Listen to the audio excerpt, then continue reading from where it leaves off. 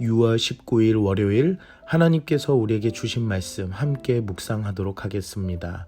성경 로마서 11장 13절부터 24절까지입니다.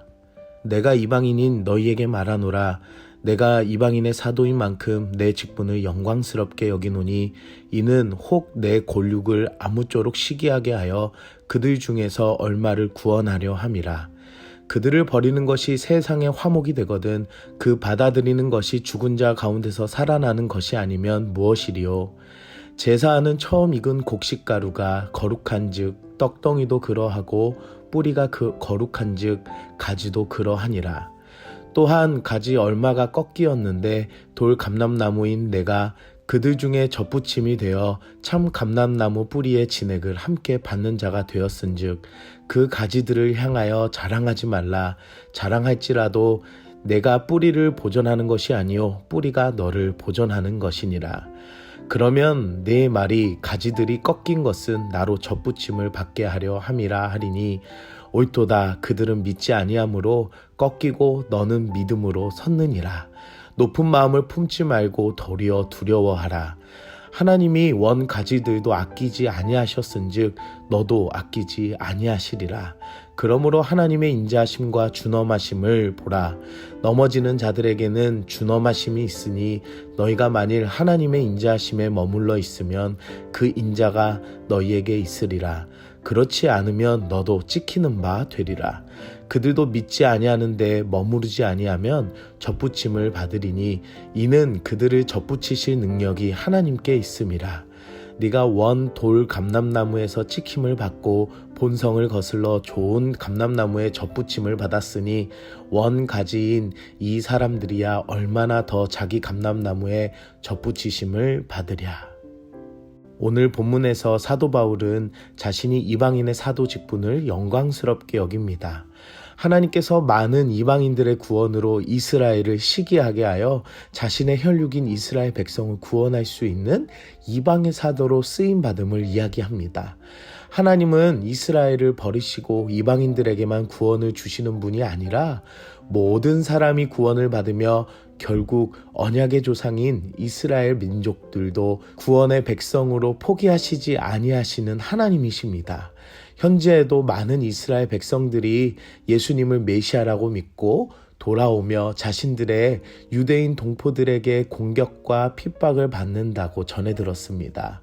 지금도 예수를 믿는 구원의 역사가 일어나고 있다는 것은 바로 살아있는 하나님의 약속이라는 것입니다. 사랑하는 성도 여러분, 하나님께서는 유대인들을 향한 구원 계획을 변함없이 이루시며 이방인들의 구원의 역사를 풍성하게 이루어 가시는 분이십니다. 오늘 사도 바울은 감람나무에 비유하면서 혹여나 이방인들이 스스로 높아질까 주의합니다. 감람나무는 돌 감람나무와 참 감람나무가 있습니다. 이스라엘 백성들은 참 감람나무로 비유하면서 그 가지가 얼마가 꺾여 이방인인 돌 감람나무가 접붙임이 되어 참 감람나무의 진액을 함께 받는 자가 되었음을 이야기합니다. 참 감람나무의 뿌리는 언약의 족장들을 이야기합니다.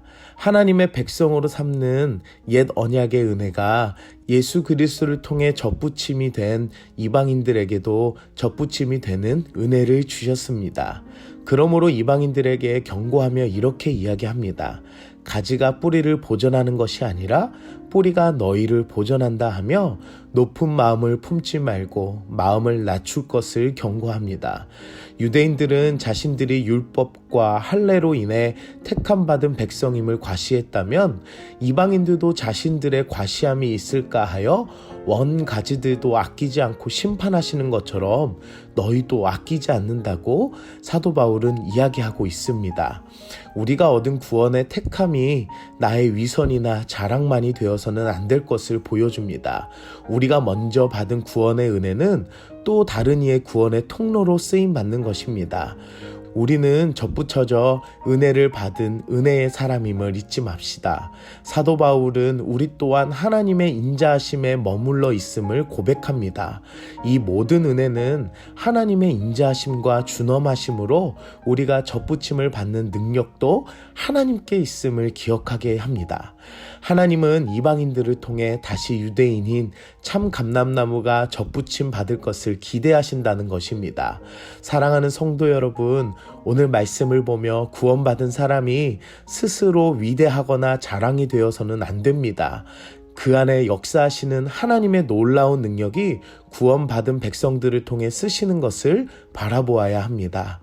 이 놀라운 시기에 하나님의 자녀 삼아주신 은혜가 얼마나 위대한지를 생각하시고 지금도 우리를 통해 구원을 이루실 하나님의 은혜를 구하며 구원의 통로로 쓰임받는 여러분들 되시길 기도합니다. 오늘 우리는 무엇을 적용할까요? 하나님께 구원의 통로로 쓰임받읍시다. 이스라엘 백성들을 버리신 것이 아니라 지금도 하나님은 많은 이방인들에게 구원의 복음을 전하십니다.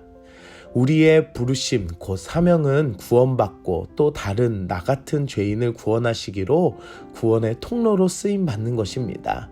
나에게만 주어졌다고 스스로 높이시지 마시고 하나님의 마음을 담아 지금도 필요한 구원의 은혜가 우리 주변에 얼마나 있는지 돌아보시면서 구원의 통로로 쓰임받는 여러분들 되시길 기도합니다. 함께 기도하겠습니다. 사랑의 하나님, 오늘도 말씀으로 은혜 주시니 감사합니다. 우리가 얻은 이 구원의 은혜가 나에게만 만족하는 구원이 아니라 다른 영혼을 구원할 수 있는 구원의 통로로 삼아주신 것 감사합니다. 내 삶에서 하나님을 몰라 방황하는 이웃과 영혼들이 있다면 나를 사용하셔서 구원의 은혜를 이루게 하여 주시옵소서. 오늘도 육의 사람으로 사는 사람이 아니라 생명과 평안으로 사는 성령의 사람이 되게 하여 주시옵소서. 예수님의 이름으로 기도드립니다. 아멘.